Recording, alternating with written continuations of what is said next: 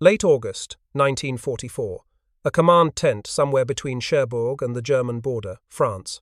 Major General John C.H. Lee, commander of the communications zone responsible for supplying all American forces in Europe, stared at a map showing an impossible situation. Red lines marked fuel depots standing nearly empty. Blue arrows traced Patton's Third Army, frozen 100 miles short of Germany, their tanks silent not from enemy fire but from empty fuel tanks. The greatest mechanized army ever assembled had ground to a halt for the most unglamorous reason imaginable. They lacked trucks. Not glamorous weapons, not tactical brilliance, not courage. Trucks. Lee understood the brutal arithmetic. Without trucks carrying fuel forward, tanks became sculptures. Without trucks moving ammunition, guns fell silent. Without trucks hauling rations, soldiers went hungry. The entire machinery of American military power had been stopped by a shortage of cargo vehicles. 6 months earlier, generals planning the invasion had dismissed the GMC CCKW as merely a supply vehicle, barely worth discussing alongside tanks, aircraft, and artillery.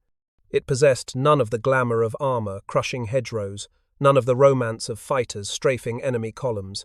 Just a truck, a 2.5-ton cargo hauler existing in the background of military thinking.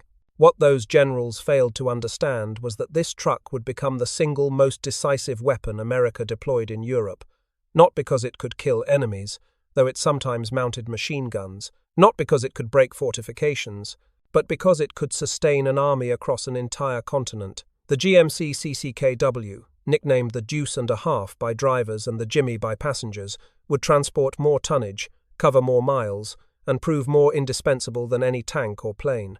More than 500,000 identical vehicles driven by men who never expected to be heroes won the war 1 mile, 1 ton, 1 delivery at a time. In 1939, as Europe descended into war, the United States Army Quartermaster Corps faced a nightmare inherited from 2 decades of neglect. The massive demobilization following World War I had left the Army with a chaotic collection of aging trucks. By 1935, the Holabird Motor Transport School reported 360 different vehicle models, requiring nearly 1 million different spare parts that no authority could adequately track or supply. One broken part might fit only 3 trucks nationwide. Mechanics trained on Ford trucks proved helpless, with Chevrolets requiring different tools and procedures. This chaos revealed something deeper than administrative failure. Military thinking still revolved around combat vehicles that destroyed enemies. Tanks captured imagination and budgets. Artillery commanded respect. Even the Jeep garnered attention for tactical scouting. Supply trucks existed in a blind spot, necessary but boring, assumed rather than planned. When generals planned campaigns, cargo trucks rarely received serious consideration beyond basic accounting. Nobody wrote manuals about them. Nobody awarded medals for delivering ammunition. Yet serious military historians knew better. Napoleon lost Russia not because Russian soldiers fought harder, but because supply lines stretched beyond sustainability. The Confederacy lost Gettysburg partly because ammunition wagons failed to arrive when needed. The German spring offensive of 1918 collapsed when advancing troops outran their supplies. The ancient maxim held true: amateurs study tactics, professionals study logistics. But in 1939, as the Quartermaster Corps drafted specifications for a new truck, they worked without fanfare, without sensing they might be creating the war's most decisive weapon. The specifications emerged from practical experience. The truck needed to carry 2.5 tons, large enough for meaningful cargo, but small enough for Navy ships and narrow overseas roads. It needed 6-wheel drive for mud, sand, snow, and damaged roads. It needed simplicity, using commercial components for mass production. It needed reliability above all, running continuously under punishment with minimal failure. Most importantly, it needed to be manufacturable in enormous quantities by an industry still geared toward civilian markets. General Motors submitted a design through its Yellow Coach division based partly on a truck developed for France in 1939. That vehicle never saw French service because France fell first. British forces received some, deemed them unsatisfactory, and sent them to the Soviet Union. But GMC engineers believed the concept was sound. They refined everything through 1940 and early 1941, strengthening the chassis, upgrading the engine, improving the transmission, simplifying the cab. They designated it CCKW using GMC's internal nomenclature. The first C indicated 1941, the year finalized. The second C meant conventional cab. K stood for all-wheel drive. W indicated dual rear axles. Short wheelbase models at 145 inches became CCKW 352. Long wheelbase versions at 164 inches became CCKW 353, ultimately dominating production. The Army's Ordnance Department tested prototypes brutally at Aberdeen Proving Ground, driving them through deep mud, across sand, up steep grades, over rocks. They loaded them beyond capacity, ran engines continuously for extended periods, operated them in extreme temperatures. The CCKW passed everything. Production contracts were awarded in early 1941, months before Pearl Harbor. Mass production began at Pontiac in February 1941. Initial production comprised 8,000 trucks for training and equipping, expanding divisions. These early vehicles featured closed metal cabs similar to commercial trucks. They performed adequately but unremarkably. Nobody wrote excited reports. They were trucks that worked. When Lieutenant Colonel Dwight Eisenhower reviewed materiel reports before Pearl Harbor, he noted their existence, but nothing suggests he considered them significant. They were trucks. Armies needed trucks. This model met specifications. That sufficed. Pearl Harbor on December 7, 1941, transformed everything. Production shifted to total mobilization. In January 1942, CCKW production began ramping dramatically. Chevrolet's Street, Louis plant came online. Production rose from hundreds monthly to thousands, then tens of thousands. By mid-1942, CCKWs rolled off lines at nearly 20,000 monthly. Design modifications streamlined production. In July 1943, manufacturers switched from closed metal cabs to open cabs with canvas roofs and doors. This saved steel, reduced weight for shipping, lowered vehicle height, and improved combat utility with better visibility and escape routes. Some vehicles received front-mounted winches. 1 in 4 included a ring mount for a Browning .50 caliber machine gun. The heart was the GMC 270 engine, a 6-cylinder gasoline power plant producing 91 to 104 horsepower. Not impressive by performance standards, but adequate for reliability. The engine originated from GMC's commercial truck line rather than military specifications, proving extraordinarily advantageous. It used readily available parts, ran on standard gasoline, tolerated abuse and dirty fuel. The Warner T93 5-speed transmission gave excellent control. Fourth gear was direct drive. Fifth was overdrive. The transfer case engaged front-wheel drive when needed with high and low ranges. Leaf spring suspension on all 3 axles provided reasonable ride while supporting heavy loads. Everything prioritized reliability, maintainability, and producibility over sophistication. What made the CCKW revolutionary was not technical innovation. Other nations built capable trucks. Germany's Opel Blitz, Britain's Bedford QL, Soviet Gaz AAA all served adequately. What made the CCKW revolutionary was American production scale and systematic integration that nobody fully appreciated until seeing it function under combat conditions. Between 1941 and 1945, General Motors produced over 528,000 CCKWs, excluding the amphibious DUKW variant. Some sources cite higher figures approaching 570,000. Even conservative estimates confirm over 500,000 vehicles. Germany produced roughly 15,000 standardized 3-ton trucks total. The Soviet Union built hundreds of thousands but relied heavily on horses. Japan's production was negligible. This was the second most produced American vehicle after the Jeep at 640,000 total. Remarkably, GMC alone produced more CCKWs than either Willys at 360,000 or Ford at 280,000 produced Jeeps individually. This single model constituted roughly 1/4 of total American military truck production. In spring 1943, as forces prepared for Sicily, Italy, and eventually France, Major General John C. H. Lee's staff calculated requirements.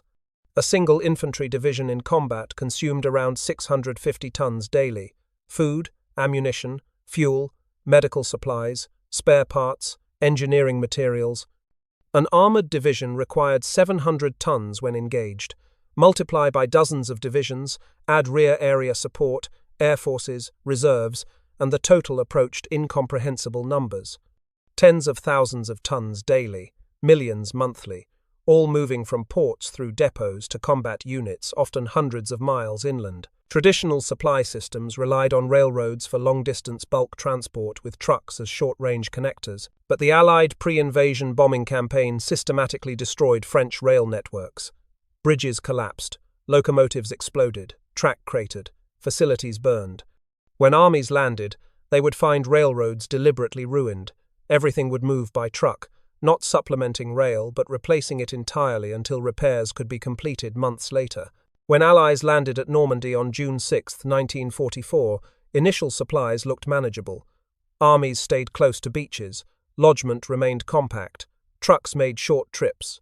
But planners expected the breakout to take weeks, allowing time to capture ports, repair rails, build supply reserves. Instead, Operation Cobra launched July 25th and shattered German lines. Armored spearheads broke into open country. General Patton, commanding Third Army from August 1st, unleashed exploitation warfare at speeds astonishing everyone. His forces slashed across France at sometimes 80 miles weekly. By mid-August, advanced elements stood 200 miles from Normandy. Paris liberated August 25th. By early September, reconnaissance approached Germany itself. Victory by Christmas seemed possible, but as armies raced east, supply lines stretched impossibly. Every mile forward meant trucks drove 2 miles, loaded forward and empty returning. What began as 40-mile trips became 80, then 160, eventually exceeding 400 miles as front lines approached Germany while supplies came from Cherbourg. Antwerp wouldn't open until late November. Rails remained unusable. Everything moved by truck. Thousands running continuously in desperate attempts to keep pace. There weren't enough trucks. Planners had calculated requirements assuming rail availability within weeks, periodic operational pauses, and methodical advances. Every assumption proved wrong. By late August, Patton's Third Army consumed 800,000 gallons of gasoline daily. First Army consumed similar amounts. Together, 1,600,000 gallons daily, not counting British forces or air operations. The system couldn't deliver that much over 500 miles. Fuel dumps ran dry. Tank battalions halted with empty tanks, crews watching Germans escape while American armor sat immobile. Ammunition dwindled, artillery rationed shells, food fell short. The offensive that seemed poised to end the war stopped because Americans literally ran out of gas. Eisenhower faced an agonizing decision. He commanded 3 army groups advancing on a broad front, Montgomery's 21st, pushing toward Netherlands and Ruhr. Bradley's 12th, including Patton, driving towards Sarre. Devers's 6th, advancing from southern France. All demanded supplies. All had valid objectives, but the supply system couldn't support all simultaneously at current distances. Eisenhower chose broad front strategy, distributing available resources to maintain pressure everywhere, rather than concentrating behind one thrust. Montgomery argued bitterly that concentration could have reached Berlin. Patton insisted Third Army could have won the war in 1944 if prioritized. The debate remains unresolvable. What cannot be debated is that supply capacity limited what was operationally possible. In this crisis, transportation officers conceived the Red Ball Express, an emergency convoy system demonstrating what organized truck operations could accomplish. The name derived from railroad terminology, where Red Ball indicated express freight receiving priority. Colonel Laurent Albert Ayers conceived the system during a frantic 36-hour planning session. The concept was simple but unprecedented in scale. Dedicate roads exclusively to supply convoys marked with red balls. Run trucks continuously, forward on one route, empty returning on another. Military police would control intersections, stopping all other traffic to let supply convoys pass. Maximize speed. Drivers work in teams, switching while moving. Operate around the clock. Streamline loading and unloading. Perform maintenance only when absolutely necessary. Single objective: maximum tonnage forward. Red Ball began August 25, 1944, with roughly 6,000 vehicles, predominantly CCKWs. These trucks ran continuously between Cherbourg and Chartres, round trips exceeding 400 miles, delivering about 12,500 tons daily. The express operated 83 days through November 16th, when Antwerp opened and rail service partially resumed. During that period, Red Bull delivered between 412,000 and 500,000 tons to 28 divisions. Without those deliveries, the offensive would have halted completely. The human cost proved severe. Of the 23,000 involved, roughly three-quarters were African American soldiers. In a segregated military relegating black soldiers to service roles, these men faced duty far more demanding than rear echelon work should be. 20-hour shifts became common. Some worked 72 hours straight. They ran convoys through blackout conditions, navigating without headlights. They fought constant fatigue, knowing frontline soldiers depended on their deliveries. Meal breaks existed mostly on paper. Drivers skipped breaks to maintain schedule. Some ate while driving. Driver changes occurred with trucks moving. Regulations requiring convoys of 5 vehicles with escorts were ignored. Trucks departed individually as soon as loaded. Speed governors limiting velocity to 56 miles per hour were disabled, so drivers reached 70 or more. The trucks suffered tremendously. Overloading became standard. Supply officers piled cargo beyond 2.5-ton capacity, sometimes reaching 4 or 5 tons. This stressed every component beyond design specifications. Tires wore catastrophically. Red Bull consumed roughly 50,000 tires in 83 days. Spare parts shortages forced cannibalization. Maintenance was abbreviated to minimums. Trucks rolled with worn bearings, failing electrical systems, damaged suspension. Accidents occurred frequently as overloaded trucks careening down narrow roads inevitably crashed. Wrecked trucks littered roadsides, stripped and abandoned. British soldiers joked about climbing trees when Red Bull convoys approached. French civilians learned to clear roads when hearing approaching trucks. The CCKW proved its worth under the most punishing conditions any cargo vehicle ever faced. Commercial engines kept running despite continuous operation. Drivetrains stressed beyond specifications somehow held together. Chassis frames bent under overloads somehow retained integrity. Suspensions pounded over rough roads somehow maintained function. Trucks broke down at higher rates than peacetime, but nowhere near catastrophic failures predicted. Enough stayed running. Production sent replacements. Mechanics kept them operational through improvisation and determination. The supplies got through. Patton recognized what this meant. He acknowledged trucks had become more valuable than his celebrated tanks. Tanks without fuel were useless. Trucks bringing fuel made tanks into weapons again. When Third Army received sufficient fuel to resume operations, Patton personally visited Red Bull staging areas and thanked drivers, unusual from a general not known for sentimentality towards support troops. By late 1944, commanders who dismissed cargo trucks as background elements reassessed their understanding completely. Of the 2.4 million trucks purchased between 1939 and December 1945, roughly 812,000 were 2.5-ton trucks.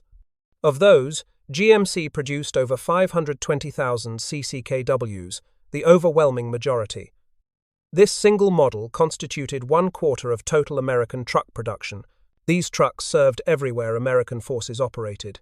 In Pacific jungles dissolving to mud during monsoons. In North African deserts exceeding 130 degrees. In Italian mountains hauling ammunition up narrow switchbacks. In Alaska and Canada functioning in sub-zero temperatures. In Burma navigating the infamous Lido Road. In Europe through the coldest winter in decades during the Bulge.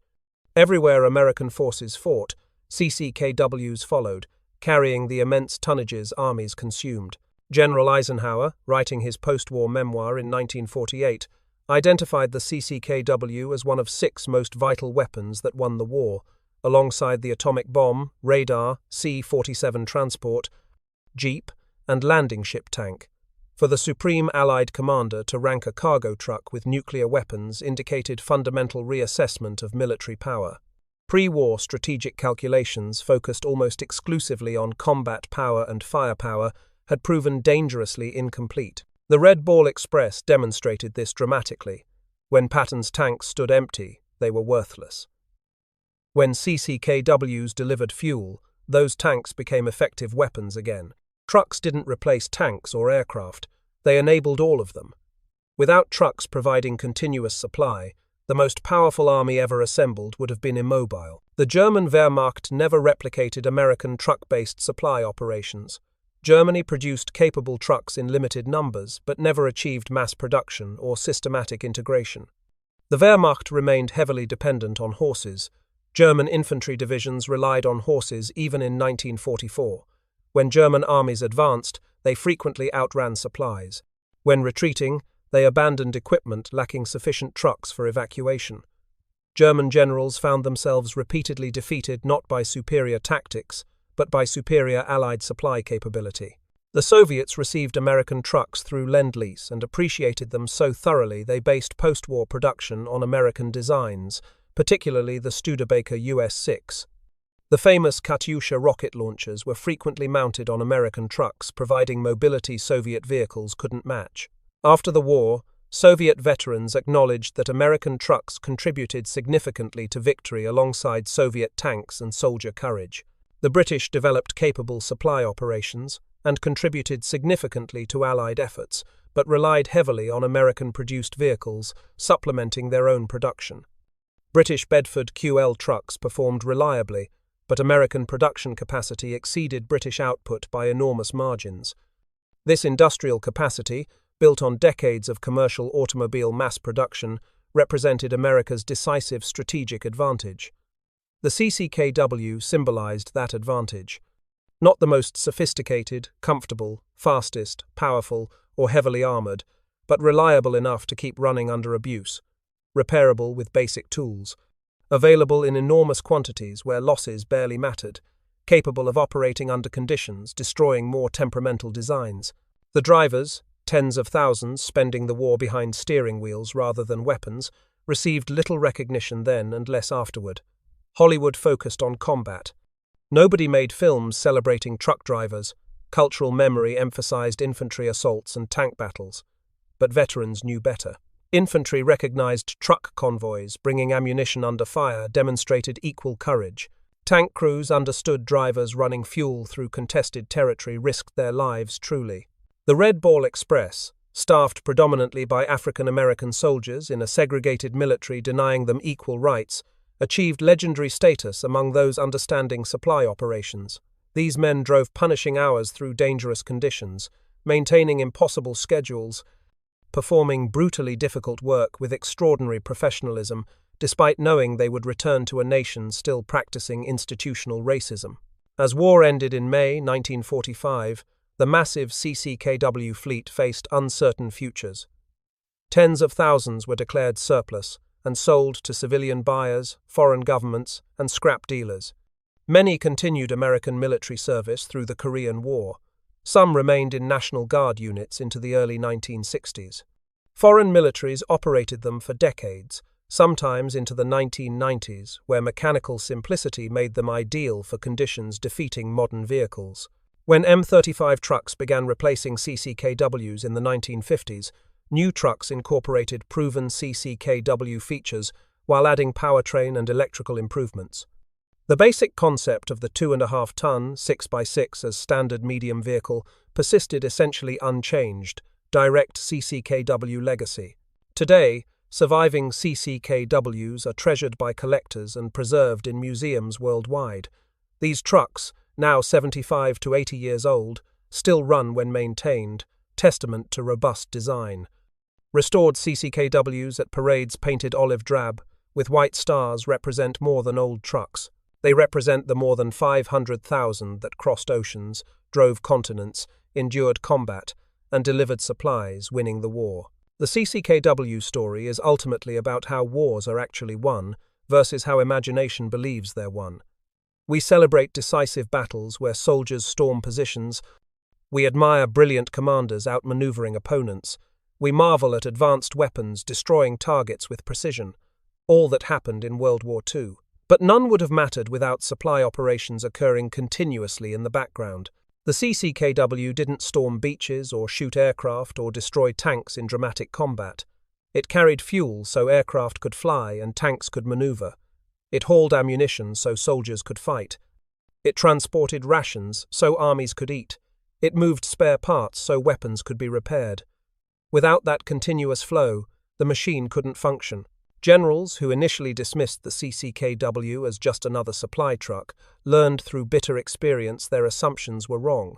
When Patton's tanks ran dry, when Eisenhower halted operations because supplies couldn't reach forces, when Red Ball Express became necessary, preventing complete collapse, those generals learned lessons shaping military thinking for generations. The GMC CCKW, the Deuce and a half, the Jimmy, the truck generals initially ignored, had become the weapon that won the war, not through firepower or protection or speed, but through the most fundamental capability, the ability to deliver supplies continuously until victory was won.